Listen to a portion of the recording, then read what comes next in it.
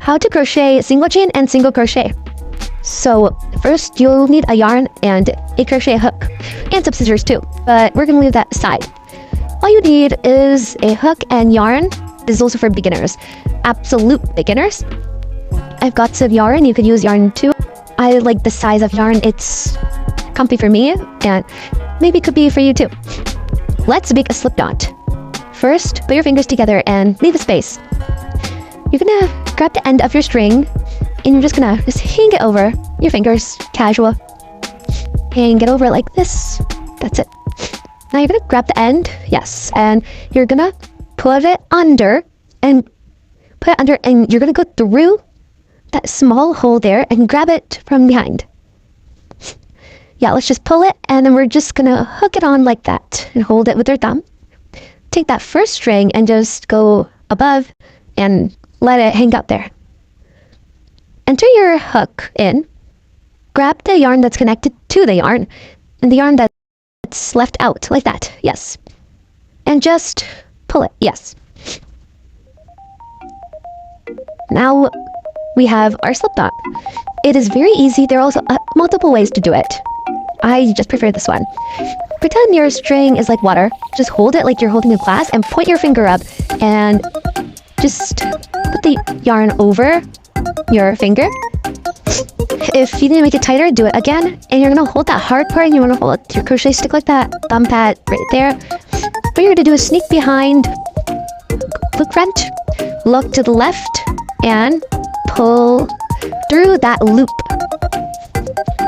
Go back up. Yeah, that's our chain. So we go back up and we sneak. Oh, actually, we also pull there, so we also get some space to put our string in. So what we're gonna do is sneak back, look front, look to the left, pull through. Now crocheting does take a long time to learn. Not a long time, but it does take a few days to learn. What we're doing right now is a single chain. Alright. Yeah, like that. So keep practicing this until you get a nice even braid like I have. So we've done 4 chains so far. Do you have 4 chains? So we call this sneak behind, look front, look left. We call that yarning over. So pull, yarn over, and pull through.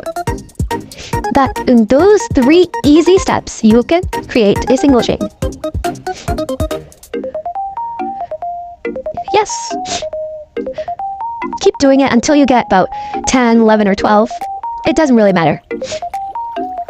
If you want to make a bracelet in single chain, I would say 20 for an adult, 10 for kids. For babies, I would say 7 or something. Yes.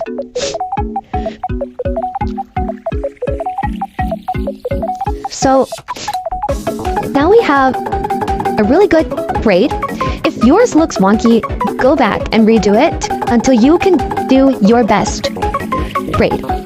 Until it looks like pine, all polished up. If you are like, it's alright, I just want to go, yeah, just go for it. But I would recommend practicing, because practice makes perfect. So that is our braid. It's really cute. So now we're going to make a single crochet. This one's kind of hard for some people, but for me, somehow it was kind of easy to learn. But I did struggle with it for like 1 or 2 weeks. My God. Let's look closer into this because a lot of people can struggle with this. So let's learn how to count our chains. You see these little bumps here? We're just gonna count those as our chains. Let's see, we have about 1, 2, 3, 4, 5, 6, 7, 8, 9, 10, 11, 12. 10 or 12, yeah. So what we're gonna do now is, you see the head of that crochet hook? We're gonna count to the second chain. So there's like these little holes in there, you can kind of see them. Anyways, yeah, you're just gonna put it in here. Oh, I missed a yard. You're gonna keep it in there, and you're gonna yarn over. You're gonna put through that only long yarn, not the second one. And now you have these two slip knots. So you're going to yarn over, and what you're going to do is you're going to go through those. Now, if this happens, the crochet hook comes off, it's a sign that you need more space in your slip knots. It's alright, you could just pull it back and put your hook through it again. And if you miss one, just go back and do it. Now that is our first single crochet. It looks like, oh my goodness, just for one single crochet, it takes that long to do. Well, once you get the hang of it, it's actually pretty easy and it's not much work. So we skipped the first one, but we're not going to skip it again. We're just going to go directly to the next one. Yarn over the long one. Make sure we have enough space. But there are slip knots. I just pull it out like that. It's starting to look like this weird, I don't know, yard tangled and stuff. But actually, it's for being good. Go to the next hole, yarn over, big one. If I'm going too fast, you can always slow it down, or you could just pause the video. But that is a clear example of how to do it. You can kind of see it's forming like a pattern, which means that you're going in the right direction. Keep doing it until, well, your holes have met with your hook. For me, this hook getting out of the yarn situation is a lot, but I'm still practicing. Yes, just through like that. You can start to see it's forming like a curvy shape. Yeah, that happens a lot. Long one, and you get two. What I'm doing right now is I am frustrated, and I am not being patient, which is why my slip knots are really tight. So don't just go ahead and pull through it and just try to get it out. What I do is just pull it a little, and then it gets a little bigger, so that I can easily put it through. I have made some mistakes in this video at the end of how to tying it, so I will post a video about that. See, this is not good. So just, if this happens, do not pull it, do not struggle with it. Just, what I do is sometimes, like this hook I'm using, there's like a really, oh yeah, sometimes I pull like that too, actually. So basically, like, there was a small bump, you can just pull that. Go to the next little hole. Sometimes it can be hard finding it, but I would say make that a little bigger if you're just starting.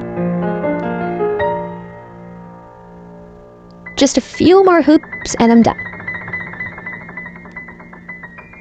Just trying to get in there. Hoop one. Oopsies. You can just pull that out and insert your hook in. It's that easy. If you miss a yarn, just go back and get that. Yeah. Alright, that looks good. And I think we're almost done. Yes. Let's put it in. Actually, I started to crochet when it was beginning of this month of February. Let's insert that in. Well, sometimes this happens. You get this tangle of yarn, as you can see. So what I do is, I go with the flow. Make it big enough that where I can fit in my hook. Okay, I think I need to make it a little bigger. What I do is just put it through the end. But if you have any hooks that look like this or this, sorry, it's not gonna work. I just have this plastic hook that I'm using. I'm going a little fast in this part, so I kind of messed up on this one, but all this part is good. But here's what happened. I don't know how this happened, but as you can see, I kind of got some yarn thread mishmashed over here. Okay, let me just pull through that one. Great. Now let's make that hoop just a little bigger. Actually, really big. Now here's what happened. 3 of them are stuck. Whatever, I am just gonna do it. Like, these 2 hoops are stuck. I don't know what to do, so I'm just gonna cut them. Because it really isn't a big deal. I already have a bunch of yarn. So I'm wondering, like, why are there 2 stuck? It's not really a big deal. So let's just cut it. Alright. After that, you just put one string in and another. I'm just wondering, what are these strings? Alright, so I kind of messed up on the top. That's okay. So we take one of those strings and we put it through that hoop.